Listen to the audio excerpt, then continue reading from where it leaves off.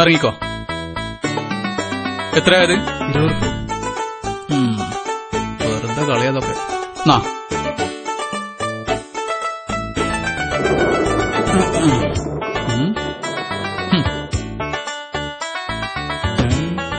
ഇവിടല്ലേ? എവിടെ എവിടെ കടത്തിക്കണത്? എന്ത്? ഉമ്മാനെ. എന്തിനെ? നിങ്ങളെന്താ സിനിമ കാണാൻ വന്നിക്ക? ഉമ്മ മയ്യത്തായി കിടക്കുമ്പോ ഇമാതിരി കണ്ണി ചോരല്ലാത്ത വർത്താനം പറയരുത്. ഓളത ചങ്ങയ്യെ അപ്പുറത്ത് കൂടെ നെടുങ്ങനെ നടക്കണേ. ഓ, ഈ സമയോൽപിതമായ അവസ്ഥയില് മൂക്കിൽ പഞ്ഞും വെച്ച് എവിടെങ്കിലും അടങ്ങി കിടക്കേണ്ട സമയത്ത് ഈ ഉമ്മ പുറത്തിറങ്ങി നടക്കുക?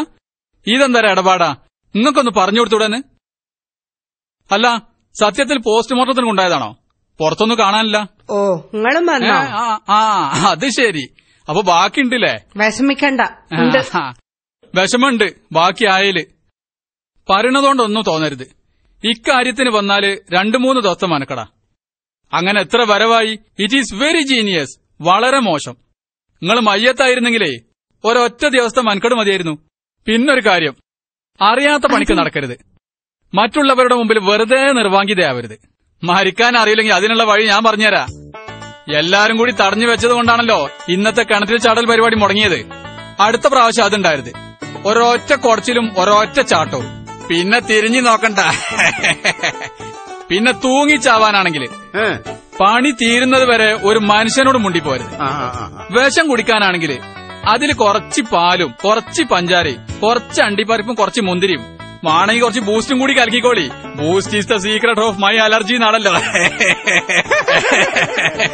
താല്പര്യം വേറെയും പല പണി ഞാൻ പഠിപ്പിച്ചു തരാം.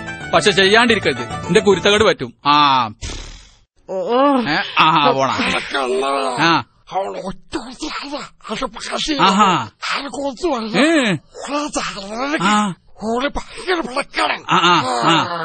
എന്തൊക്കെയാ എളാപ്പ പറയണത്? എനിക്കൊന്നും മനസ്സിലായില്ല. പറഞ്ഞത് എളാപ്പായതുകൊണ്ട് കൂനിട്ട് തന്നെ. എളാപ്പാ, നിങ്ങൾക്കറിയോ എന്റെ മനസ്സിൽ വിങ്ങണ കാൽപ്പനിക ഗതിഗതം? ഇവിടുത്തെ ഉപ്പാന്റെ മരണശേഷം നമ്മളെ കുടുംബത്തില് പിറുപിറന്നുള്ള ജനലല്ലാതെ മരണം വല്ലതും നടന്നിട്ടുണ്ടോ? എത്ര നാളായി ഒരു മരണം കൂടിയിട്ട്. ഇന്നെങ്കിലും അത് സാധിക്കും ഞാൻ കരുതി. പോട്ടെ, പ്രതീക്ഷക്ക് വക നൽകി വേറെയുണ്ടല്ലോ ഇവിടെ പല ആളുകളും.